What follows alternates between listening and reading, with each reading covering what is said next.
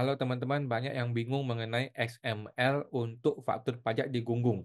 Gue juga baru tahu ya bahwa, di Gunggung itu sekarang sudah nggak bisa isi manual nilai nilai penjualannya, tetapi nilai ini akan terisi berdasarkan data XML yang lu kirim.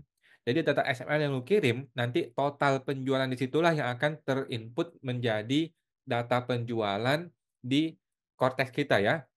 Nah, tetapi sampai hari ini masih error orang mengimpor XML-nya kan, memang kacau tuh konteks ya. Nah, coba gua share screen, ini informasi mengenai data transaksi XML di Patung Pajak Gunggungan itu tidak perlu detail ya. Nah, ini isi data transaksi XML faktur pajak di Gunggung itu tidak wajib detail, kata Pak Muhammad Wildan, Jumat 24 Januari 2025. Udah cukup lama juga ya sebenarnya ya. Nah, PKP tak memiliki kewajiban untuk mendetailkan seluruh transaksi penjualan ke konsumen akhir ketika mengimpor XML faktur pajak gunggungan ya ke Cortex Acquisition System. Teman-teman kalau mau cari XML-nya tinggal cari di sini ya, di pajak.go.id, kemudian garis miring Cortex, kemudian di situ ada yang namanya file XML, template XML ya. Nah, di sini ya, tinggal klik di sini template XML. Kemudian di sini ada yang namanya faktur gunggungan di sini. Kita lihat faktur pajak keluaran, dokumen faktur pajak keluaran, SPT tahunan, eee, template. Oke, kita cari gunggungan. Nah, ini ya, retail gunggungan, pemotongan secara digunggung, ini unifikasi. Nah, yang ini ya, yang ini download filenya di sini, ini update-nya bulan November. Nah, retail gunggungan SPT PPN. Nah, ambil di situ formulir atau template XML-nya ya.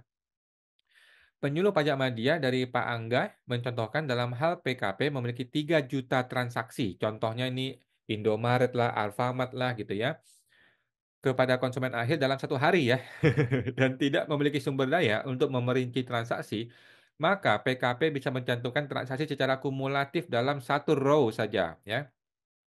Sistem masih bisa menerima langsung di gunggung. Misalnya, transaksi 3 juta langsung satu row saja yang mengakumulasi 3 juta transaksi tersebut.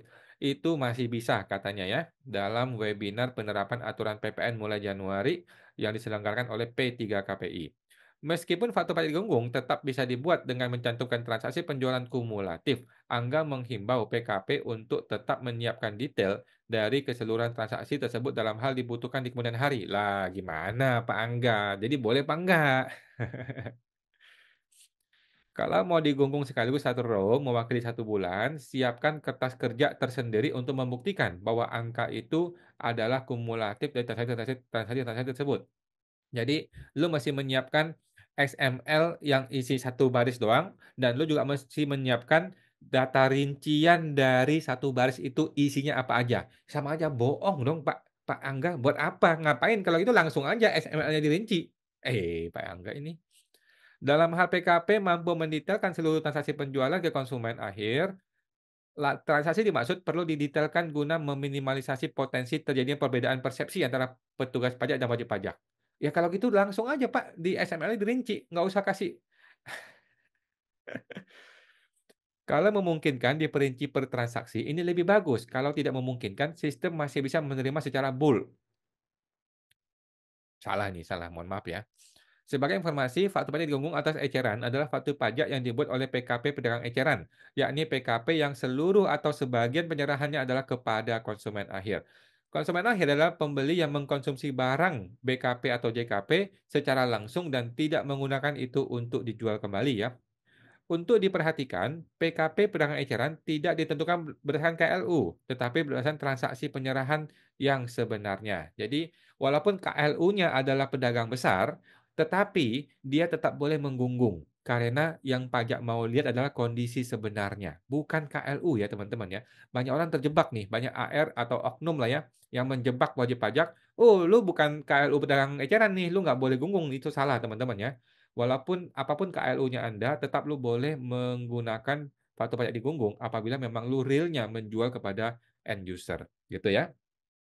Nah, jadi yang gua pahami, mohon maaf nih Pak Angga ya, yang gua pahami adalah di dalam XML itu, nomor NIK-nya dari pembeli boleh diisi 000016 kali.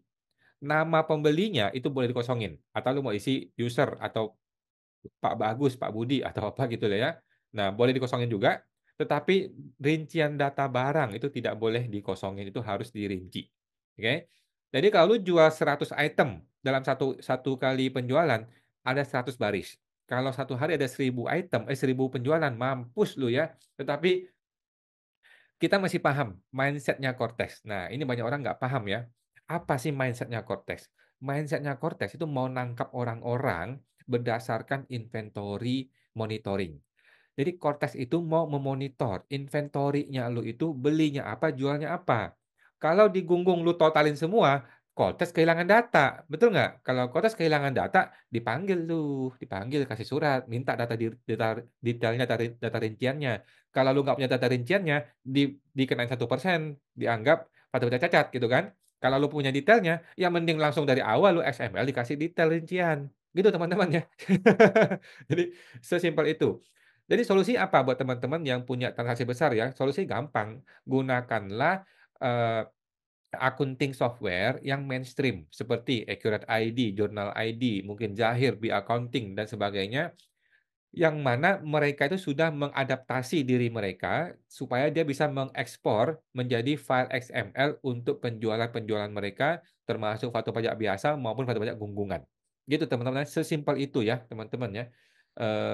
Usahakan XML itu detail aja deh, detail kasih semua data-data barang yang dijual, tetapi namanya bisa dikosongin, nomor NIK-nya boleh diisi 000016 kali. Karena orang pajak targetnya apa? Kita mesti paham dulu mindset-nya. Targetnya Kotes adalah untuk memonitoring inventory, supaya dia tahu lu beli apa, jual apa.